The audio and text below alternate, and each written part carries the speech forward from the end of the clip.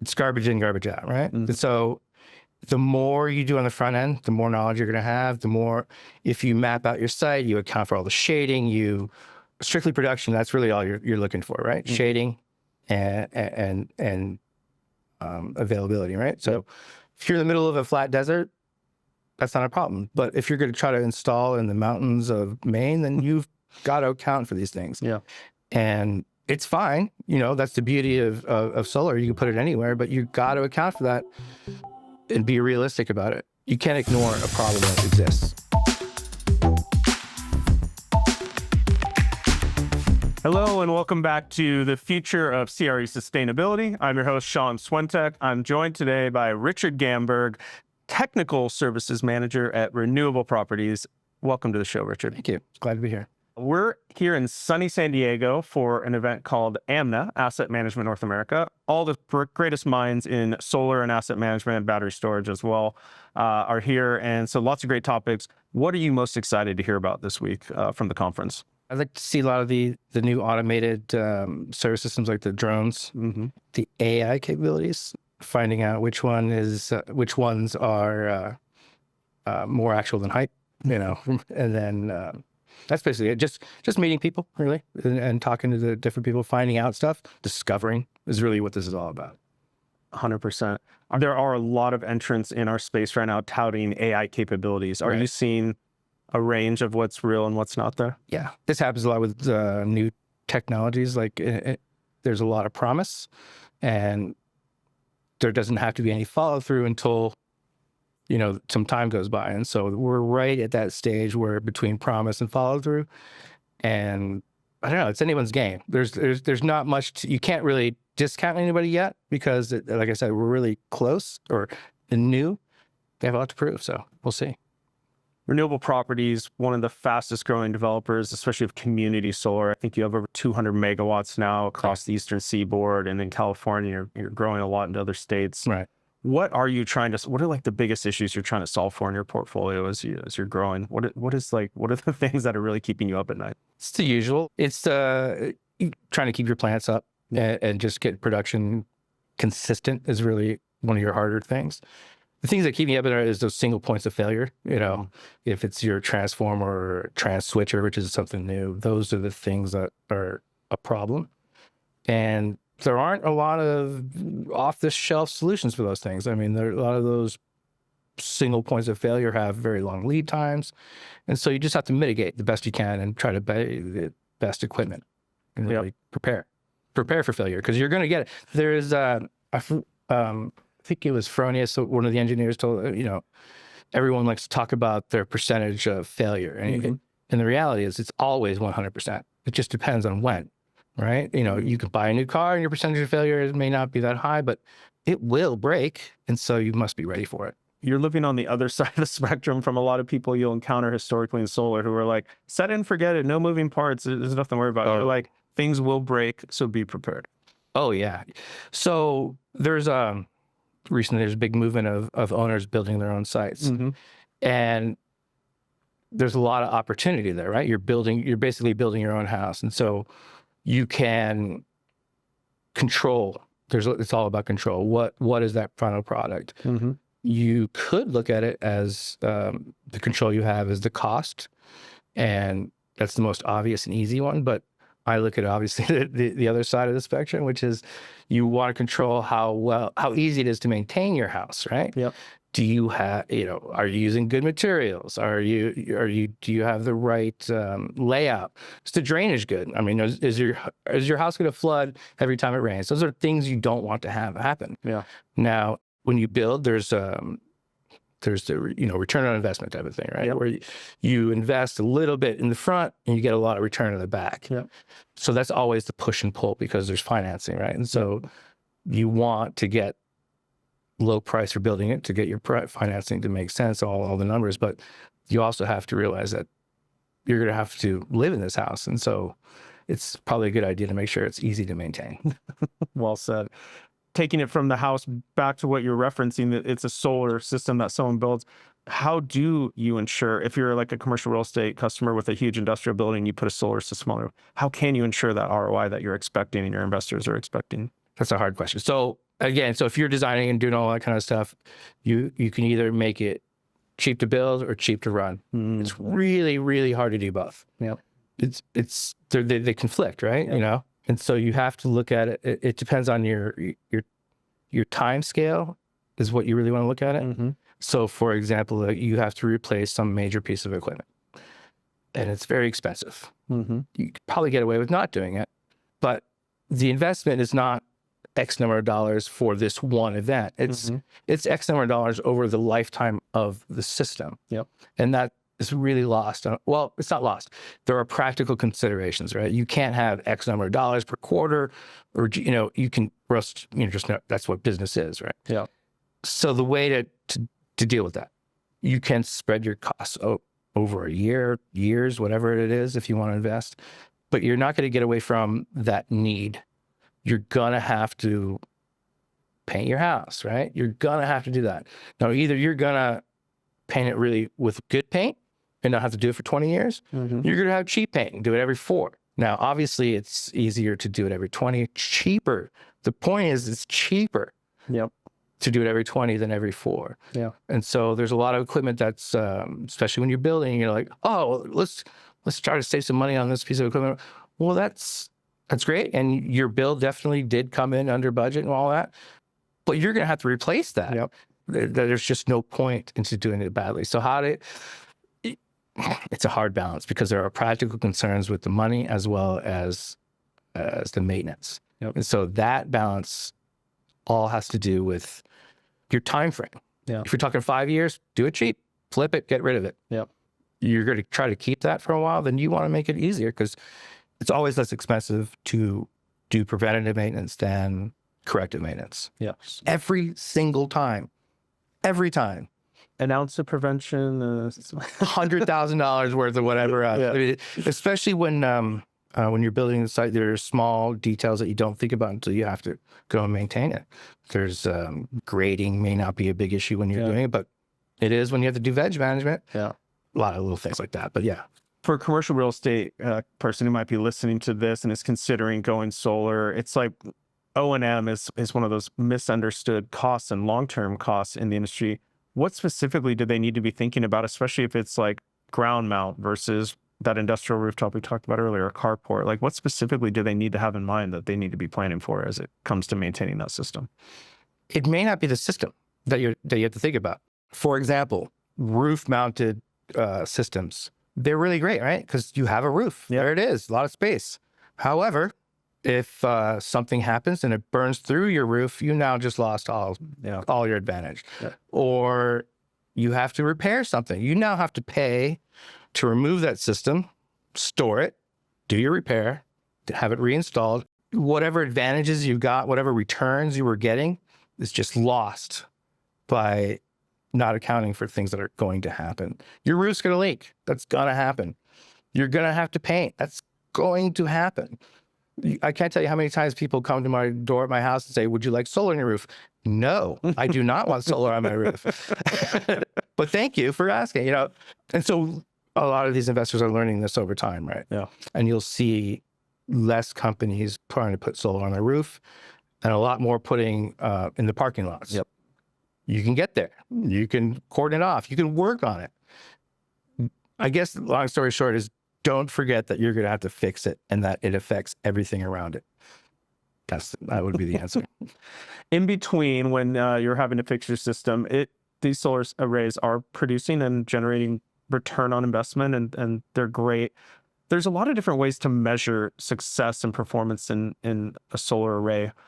People talk about uptime, people talk about availability, there's availability guarantees, there's performance guarantees.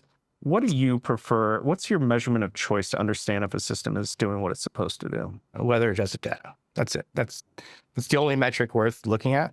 I like analogies. And so if you have a car and it can go 100 miles an hour, but then you put a lot of weight into it and it's only doing 80, it's still working perfectly because you have that if you account for the weight, it's doing exactly what it's supposed to be doing. Yep. Any other metric doesn't show you that. Yep. Is it performing as well as it can? If it's not, then fix it. If it is, then you're good. Anything else is not pertinent to that. I've heard of it happening in our industry where someone gets a system installed, they expect it to produce a certain amount of energy, and it's producing less than that. And to sort of your analogy, that's not always a bad. How can someone know what a system should truly produce, not just based on the nameplate, but what that system is actually capable of? Like, how can someone know what to really expect versus what was promised to them?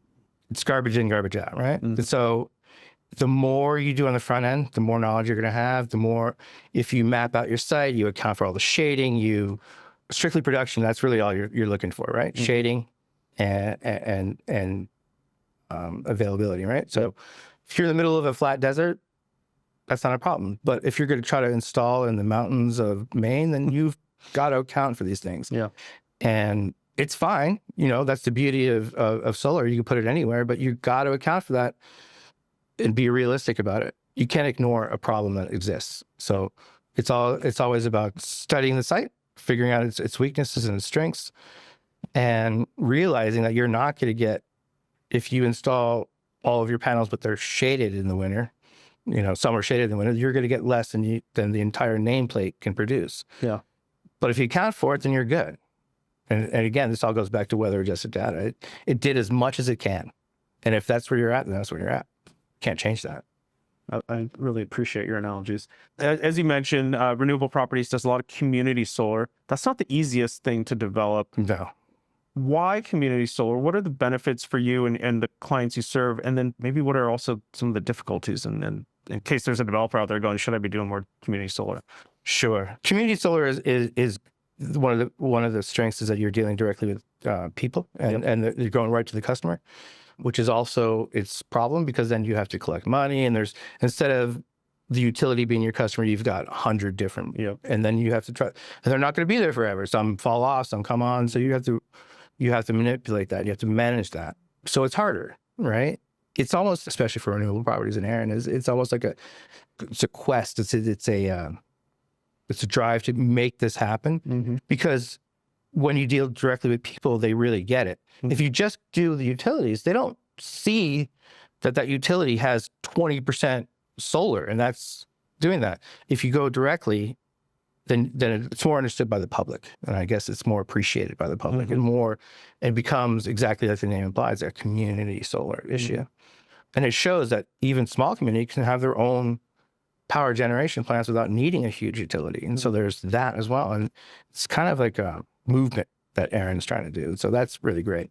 But you got to diversify with everything. And so utilities are definitely easier to deal with as far as one point of billing, but community solar is an important aspect of the whole thing.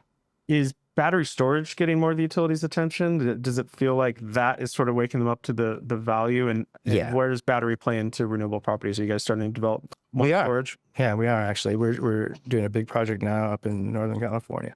So the utilities need an ability to regulate.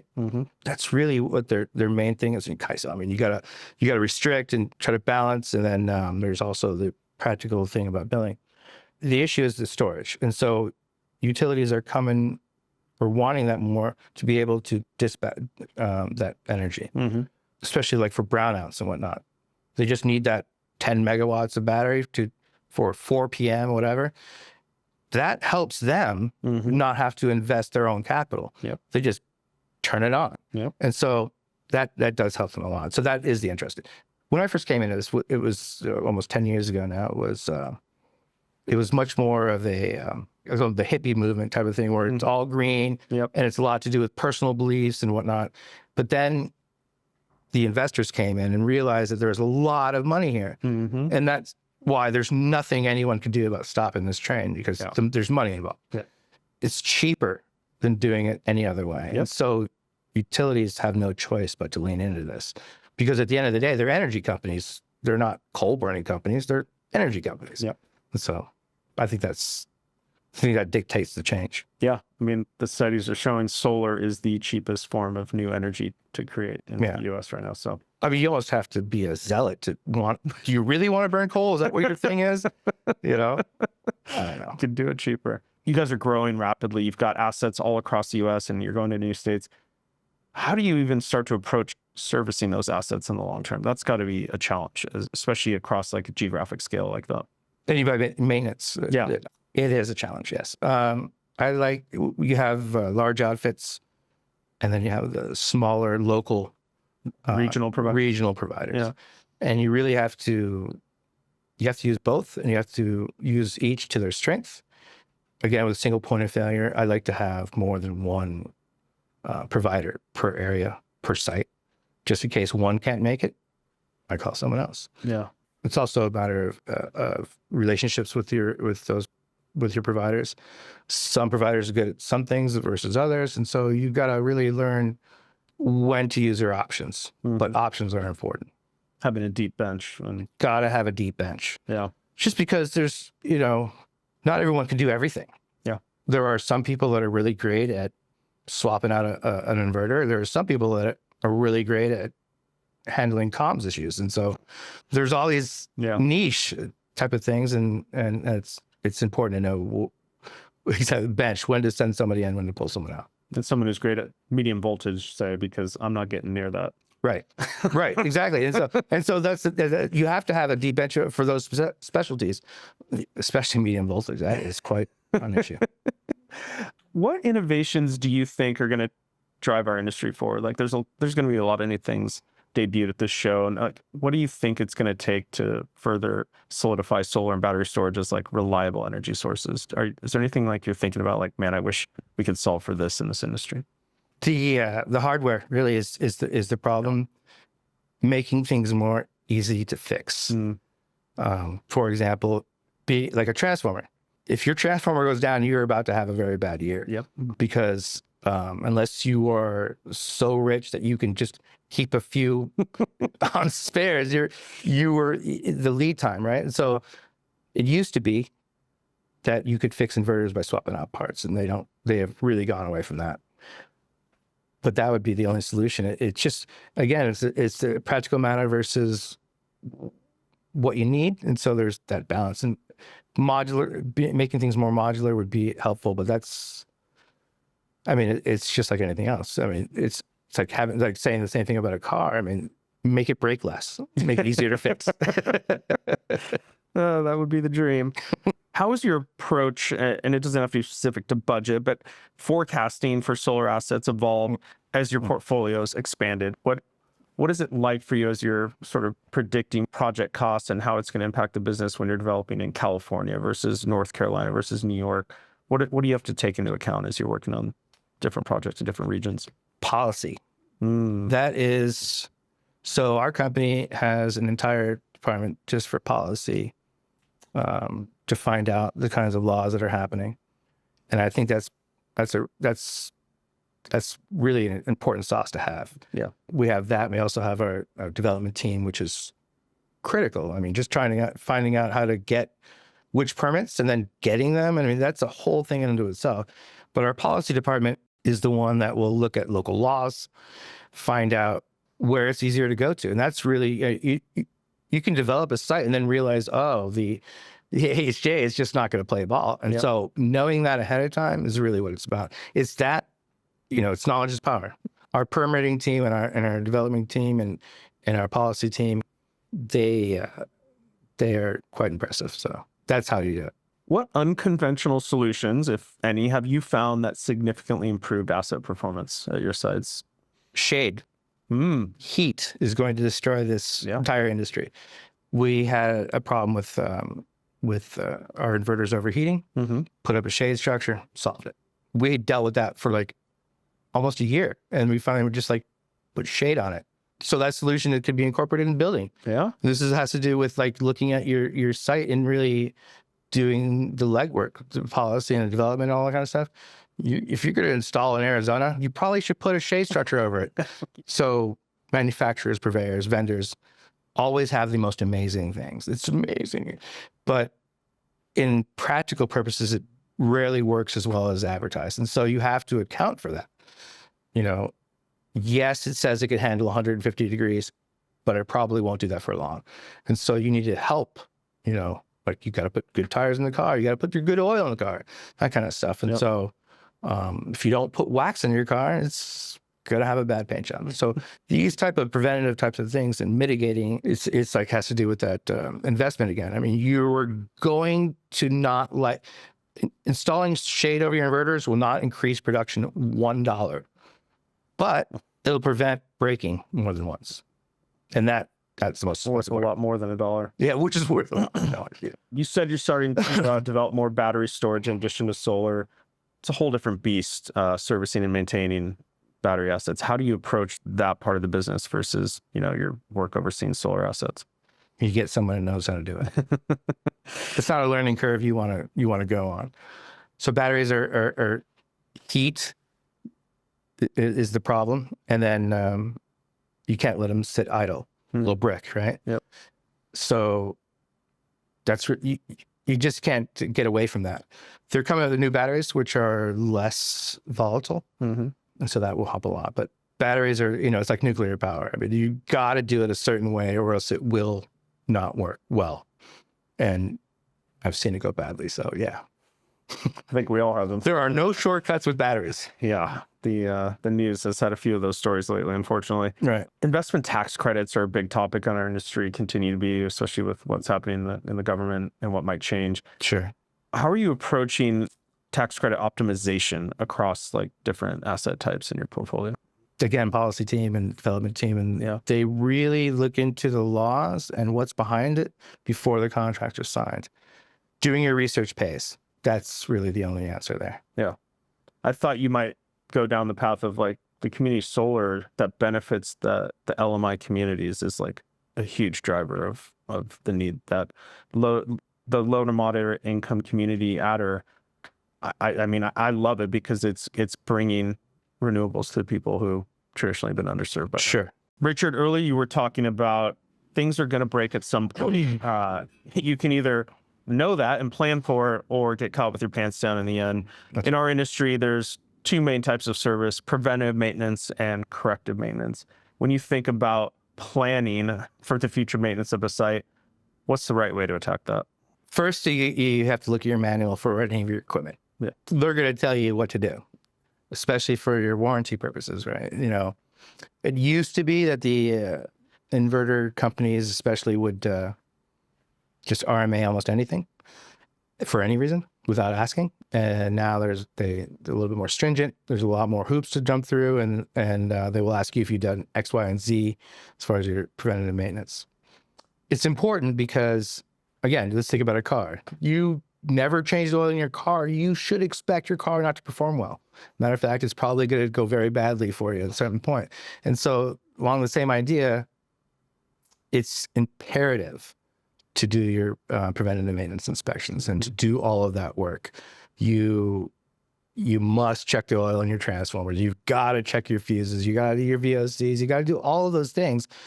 They absolutely will save you money in the end, right? Yeah.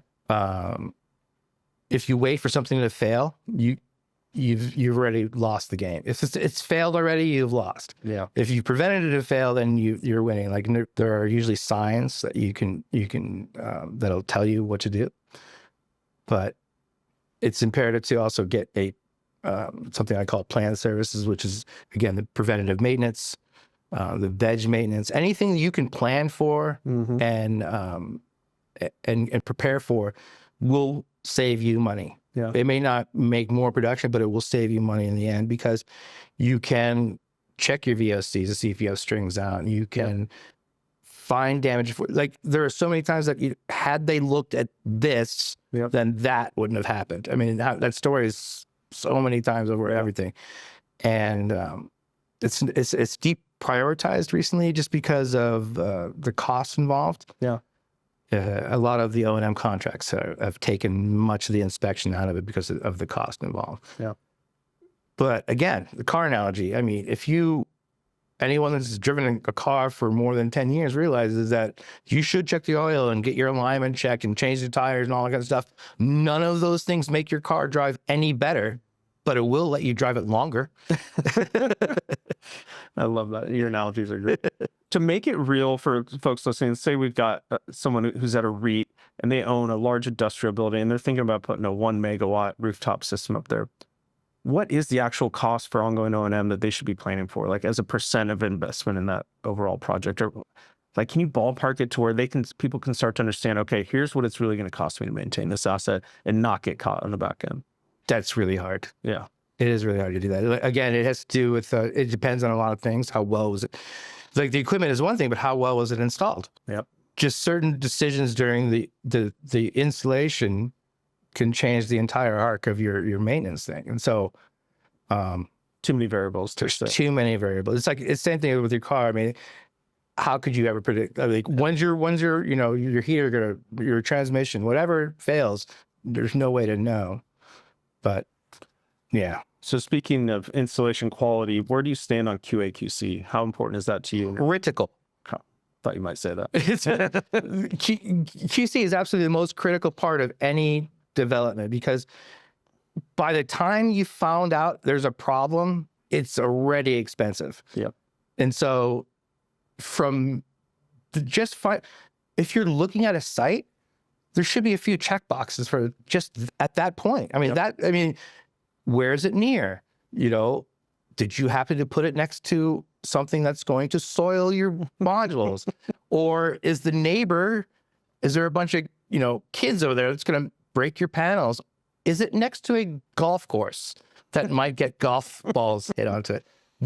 Just those types of examples. I mean, before you even pull a permit, look at something like that. That's QC is from cradle to grave. And so even, you know, like the wire management, the installation, the torque settings, all of those things have to be good. Whether or not you do it now or then, it has to. There's no way around it. And so you might as well check if you did it right before it becomes an expensive problem.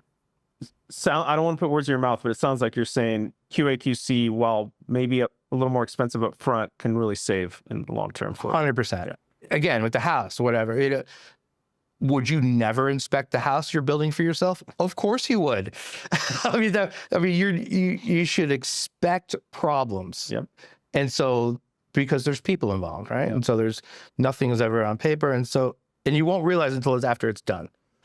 And that's too late. Then you have a problem. You couldn't avoid a problem. Then you're living with it. Well said. So the show is called The Future of CRE Sustainability. If you put on your prognostication hat, what do you see happening in this industry in the next 5-10 years? What do you want to see, maybe? Right. I think it's going in the right direction. It's just, it's all about understanding the equipment and how it performs over time. Mm-hmm. And I think a lot of the maintenance is really being looked at differently because they understand that you can't just ignore it. Yeah. And so I think that direction's already being done. So I'm pretty happy about it. We need to just have this like broad campaign to drive awareness of the importance and the cost of ongoing maintenance for these systems, because you have to plan for that from the outset. That's right. Yeah. You have to look at it like it's a long-term viewpoint. Yeah. You can't look at a quarter of a year. You got to look at 20 years, just like a house. You know, I'm going to live in this house for 20 years. Should I not clean that up? Yes, you should. You're going to have every listener thinking about all their home stuff after this episode. It's great. Or their car, too. Yeah. Your analogies are amazing, Richard. It's been a pleasure having you on the show. People want to learn more about you, the work you're doing at Renewable Properties. Sure. Where should they go? Go to Renewable Properties, yeah.